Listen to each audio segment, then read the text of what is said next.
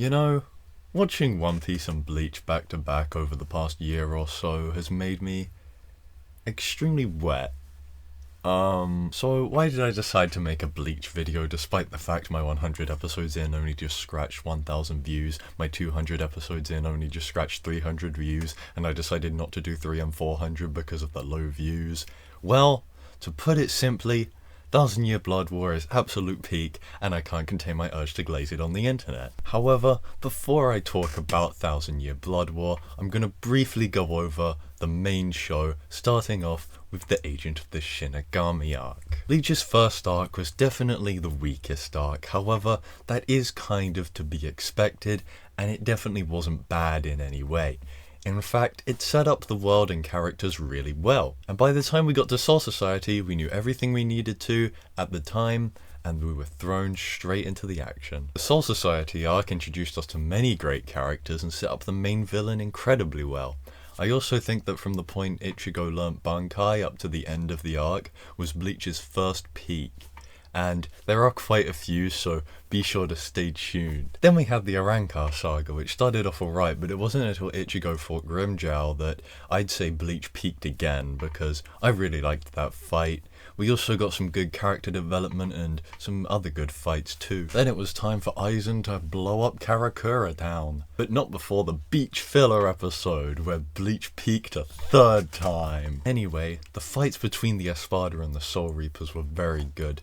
A little dragged out by pacing, but I have no right to complain about that, seeing as I just came out the back of One Piece, so I won't criticize slightly bad pacing. I would also just like to say there was someone in my Discord that said Soifon never lands her two-shot thingamabob, except she did on a random Arrancar she fought. Why was he one of the most attractive characters in the series? Who knows, but that's besides the point. The point is, whoever said that can shove it up their ass. Not to mention she technically landed it on Aizen / Momo that Aizen switched with himself, which I really don't get that Momo survived that, seeing as even if we ignore the multiple swords being driven through her, Soifon still hit the stinger on her, so she should be burned toast. But that wouldn't be the first time she miraculously survived something. I guess she's just immortal. Then Vasto Lord happened with Bleach's fourth peak. Vasto Lord vs Okiura was so incredibly hype, and I do feel like it was kind of ruined for me because I already knew about Vasto Lord, the fight, and exactly how it ended thanks to the special finisher animation in Rebirth of Souls, which is cool, don't get me wrong, but it kind of toned down that scene's satisfaction when I actually saw it in the anime because I expected it, but I did still really enjoy that fight nonetheless. Now for the fifth peak, I'd say that would be everything from when Ichigo shows up in Fate Karakura Town all the way to when he defeats Aizen, which was so flipping cool.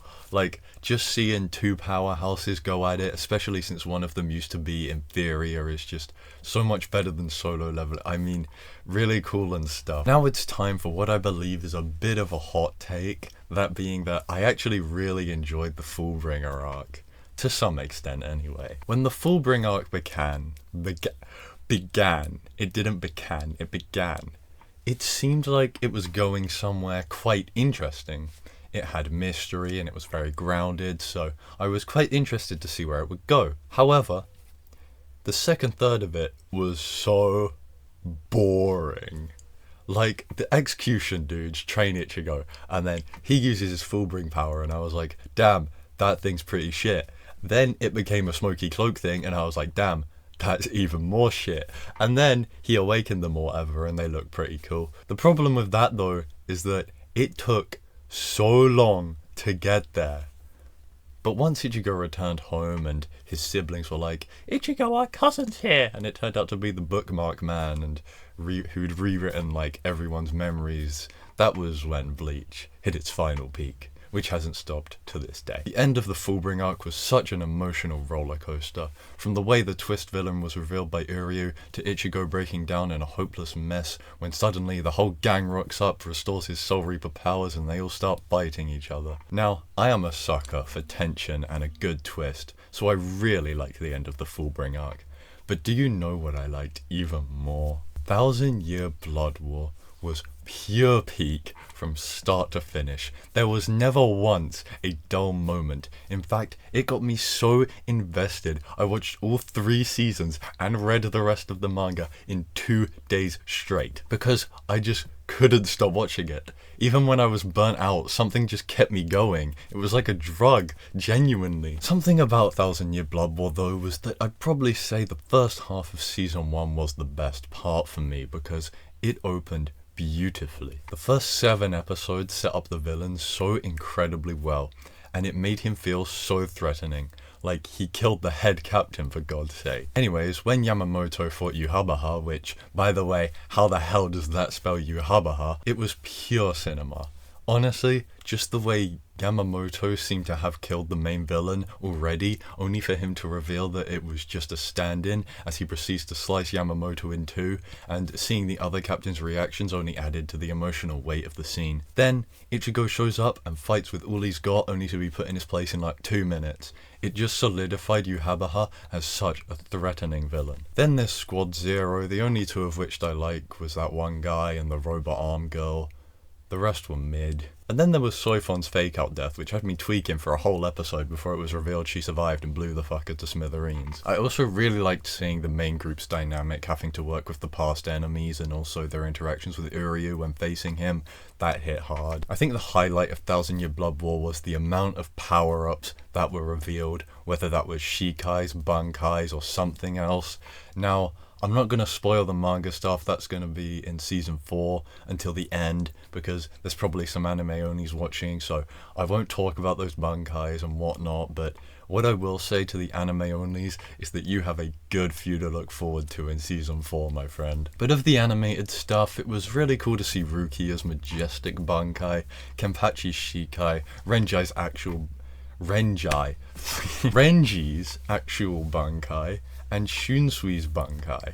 They were all awesome. I'd also like to point out that, not to be a party pooper, but I know there's a whole thing about Renji never winning a fight, but he won against an Arrancar, Dirty Boots Lady, and Superstar, so, you know, that's 3, more than never. Just saying. If there's anything Thousand Year Blood War reminded me of is how much better the viewing experience is without spoilers, because I was mostly in the dark with this one.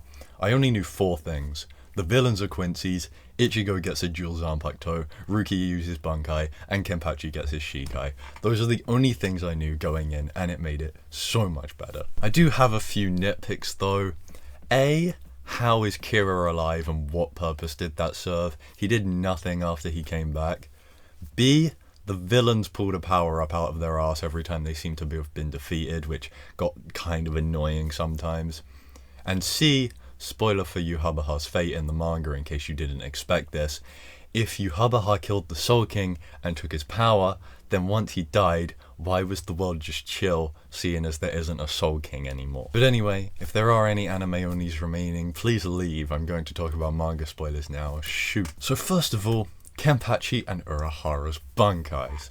I loved Kenpachi's bankai, mainly because it wasn't that different from his Shikai, it just made it a whole lot stronger. Basically just giving him a buff, which I think suits his character so well. And for Urahara, it was cool, but I also feel like the way it worked was a bit too convenient for the fight he was in, and it kind of felt like a cop-out, but I liked it nonetheless. Then there's the grand finale. First of all, Ichigo's little half Vasto Lord thing was really cool, even if it only lasted like a chapter. His bankai was really cool, even if it broke in the same panel he activated it. But again, this stuff just shows how truly powerful Yuhabaha is as a villain. Then we got the infamous Yokazo, Watashi no So Society. And Aizen absolutely cooked until he didn't. But then Uryu came in at the nick of time and saved the day.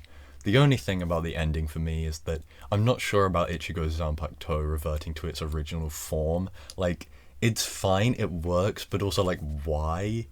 I just really liked his new one, and I don't see why reverting it was necessary. But anyway, we got a nice epilogue. Rukia finally became a captain, and we got left on a cliffhanger teasing a new arc that hasn't happened to this day. And apparently the writer is going to do the Hell arc when he feels like it. Well, chop chop, I need more Bleach, buckaroo. Now there's one more thing, and it's not important by any means, I just found it kind of funny. And that's that I started watching Noragami last night, and That has now marked the third anime in a row that I have watched to contain a character named Hiyori. Like, even if that's a popular Japanese name, that's still a hell of a coincidence that I've watched these back to back and they all have a Hiyori. But anyway, that was me yapping about Bleach to like... Anyway, that was me yapping about Bleach like... Anyway, that was me yapping about Bleach to like 100 viewers. If you enjoyed... But anyway... just end the video. Just end it.